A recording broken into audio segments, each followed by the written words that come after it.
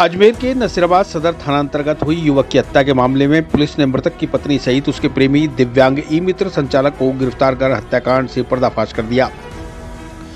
गुरुवार को अजमेर जिला पुलिस अधीक्षक श्रीमती वंदिता राणा ने हत्याकांड का खुलासा करते हुए बताया कि महिला ने अपने प्रेमी के साथ मिलकर मर्डर करने की साजिश रची थी। प्रेमी ने पैसे देने के बहाने महिला के पति को बुलाया और अधिक मात्रा में शराब पिलाने के बाद छुरी से उसका गला रेतकर हत्या कर दी। हत्या के बाद आरोपी मृतक की पत्नी को घर से लेकर फरार हो गया। पुलिस ने दोनों को स्कूटी पर फरार होते वक्त बीच रास्ते में ही पकड़ लिया।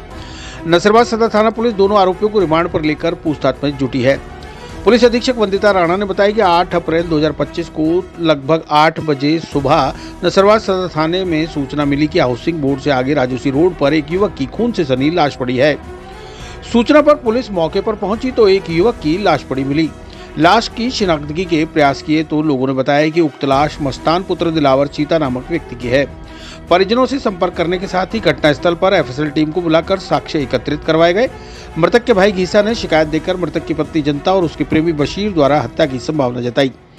मामले में मुकदमा दर्ज कर अलग अलग टीमों का गठन किया गया और कार्रवाई के लिए निर्देशित किया गया।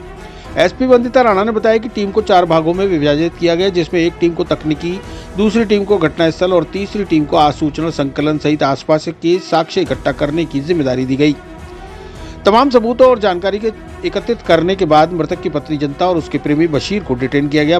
पुलिस पूछताछ में खुलासा हुआ कि मृतक की पत्नी जनता का पिछले 1 साल से बशीर के साथ प्रेम प्रसंग चल रहा है, जिसके चलते बशीर अपनी प्रेमिका जनता को लेकर पूर्व में भी भाग चुका था, लेकिन मृतक मस्तान दोनों के प्रेम प्रसंग में बाधा बन रहा था, जिस कारण से मृतक की पत्नी जनता और उसके प्रेमी बशीर ने मिलकर मस्तान की हत्या करने की योजना तैयार कर ली थी। पूर्व में नसीराबाद सदर थाने में मृतक की पत्नी जनता ने स्वयं के साथ मैट रंजीत व अन्य द्वारा मारपीट करने के मामले में एक प्रकरण भी दर्ज करवा रखा था, जिस कारण से जनता के परिवार व रंजीत के बीच में भी रंजिश हो गई थी, जिसके तहत इस हत्याकांड को दूसरी दिशा में मोड़ने की साजिश भी की गई, जो नाकाम रही। एसपी वंदिता राणा ने बताया कि मृतक मस्तान को पैसों की जरूरत थी, लिहाजा बशीर और जनता ने मिलकर प्लान बनाया कि इसे पैसे देने के बहाने सुनसान स्थान पर बुलाया जाए और वहां इसकी हत्या कर दी जाए। ऐसा ही हुआ। बशीर पैसे और शराब लेकर सुनसान जगह पर पहुंचा, जहां पर मस्तान को ज्यादा मात्रा में शराब पिलाई गई। जब वह मदहोश होने लगा तो छुरी से उसका गला रेत कर उसे मौत के घाट उतार दिया गया। हालांकि हत्या के वक्त जनता उसके साथ नहीं थी, लेकिन इस हत्याकांड में वह पूरी तरह से सहभागी थी, लिहाजा दोनों के खिलाफ 302 आईपीसी में मुकदमा दर्ज कर अनुसंधान किया जा रहा है। लगभग सुबह में 8 बजे एक डेड बॉडी जो है वो मिली थी नसीराबाद सदर थाना क्षेत्र के अंदर हाउसिंग बोर्ड के पास में, जो जिसका गला कटा हुआ था, जिससे ये क्लियर था कि ये जो मैटर है ये मर्डर का है, जिसके लिए टीमों का गठन किया गया। टीमों का गठन करने के बाद जो एडिशनल एसपी केकड़ी हैं शिवराज जी, उनके साथ सीओ जरनैल सिंह और एसएचओ अशोक बिस्सू, इनके साथ टीम का जो है गठन किया गया। गठन करने के बाद पता करने की कोशिश की गई कि इस पूरे घटनाक्रम को किसके अंजाम दिया गया है।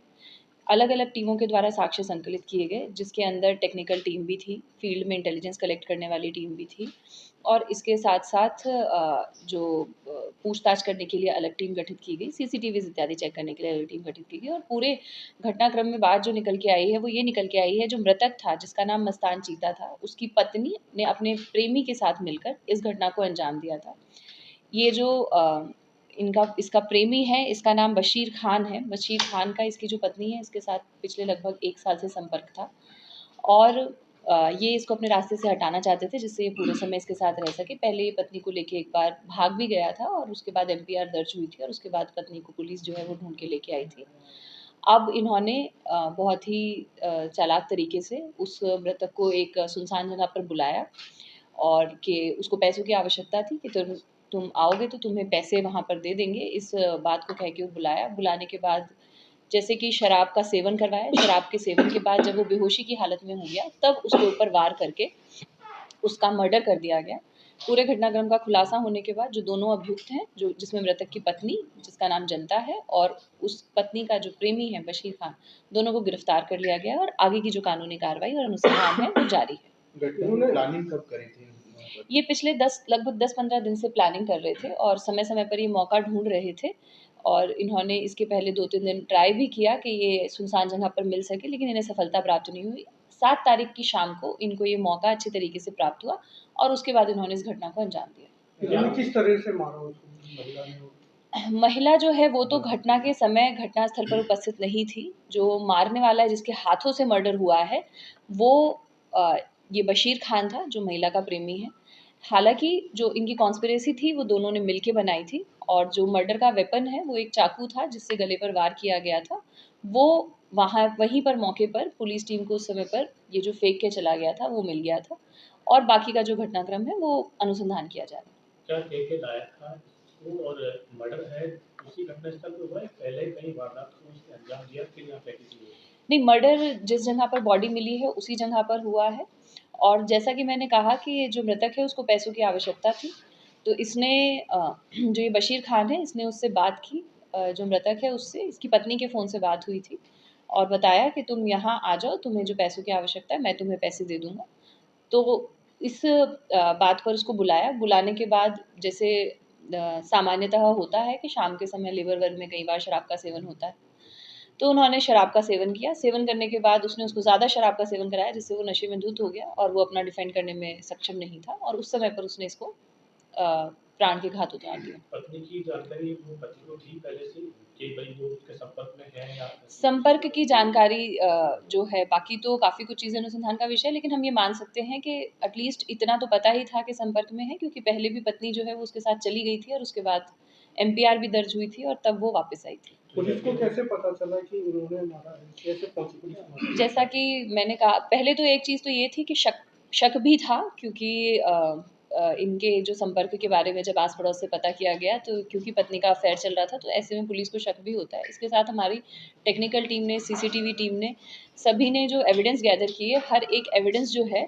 वो इन्हीं की तरफ पॉइंट कर रहा था, और उसके बाद इन्वेस्टिगेशन करने पर और साइंटिफिक तरीके से पूछताछ करने पर इन्होंने अपना पूरा का पूरा जुर्म कबूला, और इन्होंने कन्फेस किया कि किस तरीके से इन्होंने इस पूरी घटना को कारित किया है। अब पुलिस जो है सारे एविडेंस, ठोस सबूत इकट्ठा करके फाइल बना के इनके खिलाफ कानूनन कार्रवाई जो है वो जितनी सख्त से सख्त हो उसके लिए प्रयासरत है।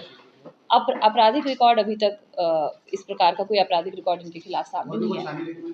अभी तक के अनुसंधान में इन्हीं दोनों के नाम सामने आए हैं। आगे अनुसंधान में अगर कोई सामने आता है तो अग्रिम कार्रवाई की जाएगी, लेकिन अभी तक इन्हीं दोनों की भूमिका आई है। चिरंजीवी भव भाग 1 7 चिरंजीवियों के रहस्य की वैज्ञानिक खोज करें। नरेश राघानी मधुकर की चिरंजीवी भव विज्ञान कथा और पौराणिक कथाओं का एक असाधारण मिश्रण है, जो आपको प्राचीन हिंदू पुराणों के माध्यम से एक रोमांचकारी यात्रा पर ले चलेगी। हिंदी और अंग्रेजी में उपलब्ध है। अपनी कॉपी आज ही बुक करें।